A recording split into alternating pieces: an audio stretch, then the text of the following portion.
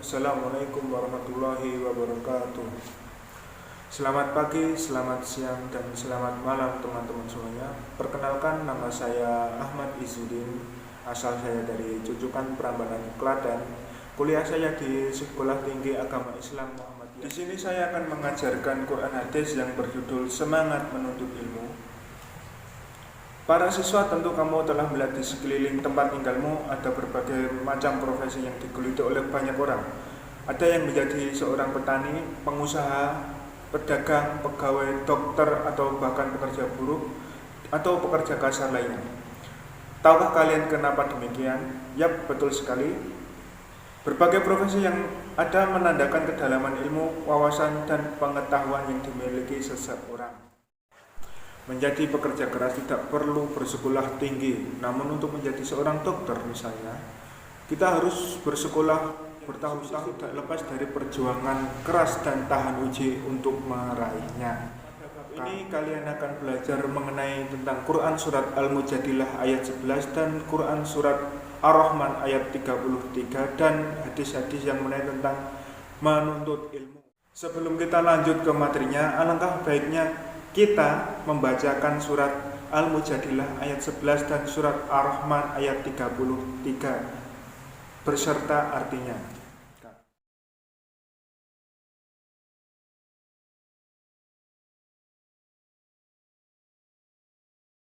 يا أيها الذين آمنوا إذا قيل لكم تفسحوا في المجالس فافسحوا يفسح الله لكم وإذا قيل انشزوا فانشزوا يرفع الله الذين آمنوا منكم والذين أوتوا العلم درجات Wallahu bima ta'maluna khabir.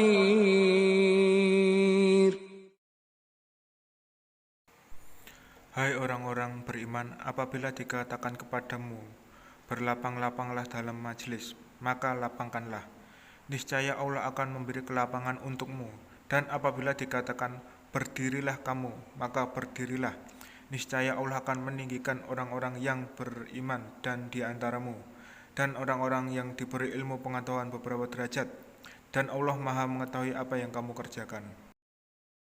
Kita lanjut dengan surat Ar-Rahman ayat 33. Ya ma'syaral jinni wal insi in istata'tum an tanfudhu min aqtaris samawati wal ardi fanfudhu La tanfudhuna illa bisultan.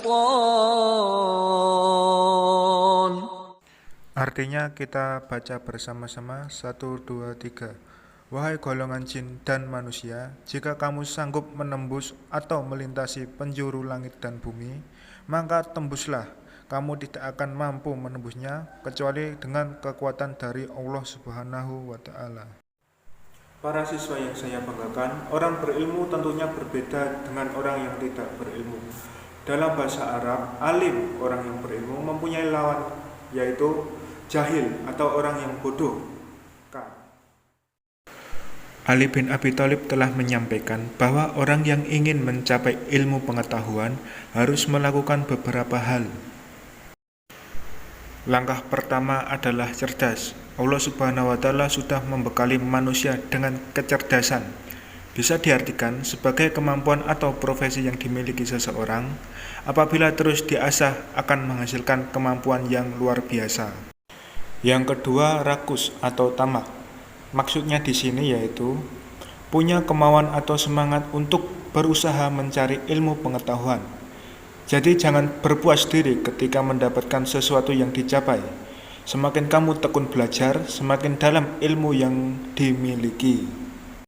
Yang ketiga, penuh perjuangan dan sabar. Mencari ilmu itu tidak ada yang mudah, pasti ada aja hambatannya. Maka kita harus membuang jauh-jauh rasa malas agar tercapai apa yang kamu inginkan. Keempat, bekal biaya.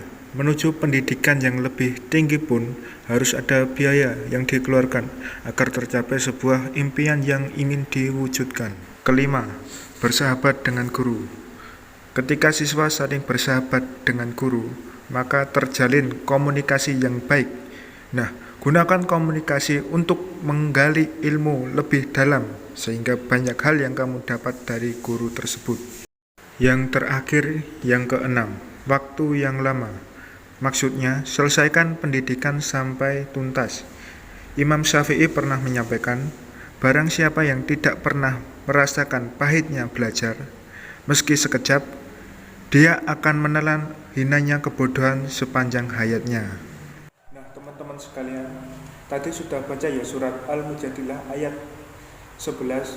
Menurut riwayat dari Ibnu Abi Hatimi yang bersumber dari Muqatil, bahwa ayat ini turun pada hari Jumat yang bertepatan dengan peristiwa Perang Badar.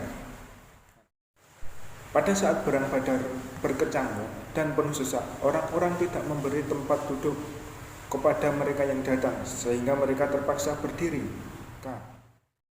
Rasulullah SAW menyuruh berdiri orang-orang pribumi dan tamu-tamu itu disuruh duduk. Dalam tanda kutip, tamu-tamu itu adalah pahlawan perang Badar. Orang-orang yang disuruh pindah itu merasa tersinggung perasaannya. Ayat di sini menjadi perintah untuk kaum mukmin untuk menaati perintah Rasulullah dan memberi kesempatan kepada sesama mukmin lainnya. Dalam konteks saat ini, ayat ini memberikan perintah kepada kita, umat Islam, agar sebuah majelis atau musyawarah memberikan tempat duduk yang sepadan antara satu dengan yang lain. Ayat ini juga membagi kaum beriman menjadi dua kelompok. Pertama, beriman dan beramal soleh. Dan yang kedua, beriman, beramal soleh, serta memiliki pengetahuan. Derajat kelompok yang kedua ini bukan karena nilai yang disandangnya, tetapi juga amal pengajaran kepada pihak lain. Ilmu yang dimaksud dalam ayat ini bukan saja ilmu agama, tapi ilmu apa saja yang bermanfaat.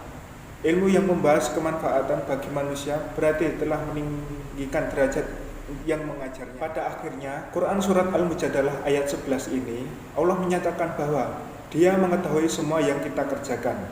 Ini memberikan nasihat kepada orang beriman dan berilmu untuk menjaga perilakunya agar tidak sombong dan takabur dengan kemampuan yang dimilikinya. Para siswa-siswi sekalian, adakah yang sudah tahu keterkaitan antara Quran Surat Al-Mujadalah ayat 11 dengan keterkaitan hidup sehari-hari kita? Di sini saya sudah mempunyai 3 keterkaitan Quran Surat Al-Mujadalah ayat 11 dengan kehidupan sehari-hari yang saya tulis di depan ini. Dalam majelis musyawarah, hendaknya kamu memiliki kelapangan dada. Maksudnya selalu sabar dan menghargai teman. Kedua, mempersiapkan orang duduk yang baru datang dalam sebuah majelis, apalagi orang yang lebih tua dari kita. Ketiga, belajar sungguh-sungguh untuk mencari ilmu, agar dengan ilmu tersebut dapat mengantarkan kita sukses dunia dan akhirat. Kita masuk pembahasan yang berikutnya, yaitu Quran Surat Ar-Rahman ayat 33. Ayat yang sudah kita baca tadi. Ayat ini menegaskan bahwa manusia dan jin tidak dapat menghindari dari pertanggungjawaban di hadapan Allah Subhanahu wa Ta'ala.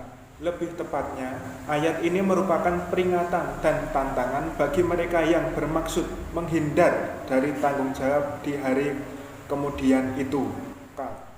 Isi kandungan Quran Surat Ar-Rahman ayat 33 ini sangat cocok untuk kalian pelajari ya teman-teman, karena menjelaskan pentingnya ilmu pengetahuan bagi kehidupan umat manusia.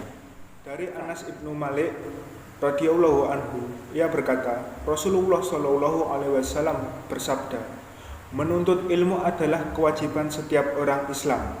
Hadis riwayat Ibnu Majah. Ayat ini dapat dilakukan dalam kehidupan sehari-hari, diantaranya 1. Selalu menampilkan sikap yang baik di mana dan kapanpun berada. Kedua, memaksimalkan otak yang kita miliki sehingga dapat memudahkan segala sesuatu. Nah, itu tadi adalah materi Quran hadis yang berjudul Semangat Menuntut Ilmu. Sekian dari saya. Bila taufik walhidayah. Wassalamualaikum warahmatullahi wabarakatuh.